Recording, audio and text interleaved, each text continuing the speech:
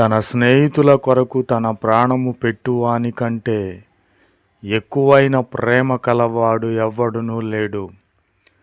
ఈ లోక సంబంధమైన స్నేహితులున్నారు. వారు నీకు శ్రమ వచ్చినప్పుడు, ఇరుకొచ్చినప్పుడు, నీపై శత్రువులు లేచినప్పుడు వారు నీ నుండి తొలగిపోతారు. అయితే మన కొరకు ప్రాణం పెట్టినవాడు, ప్రేమ కలిగినవాడు ఎవరు? మన స్నేహితుడైనటువంటి ప్రభువైన క్రీస్తు వారు. ఈయన దేవుడు మన స్నేహితుడు.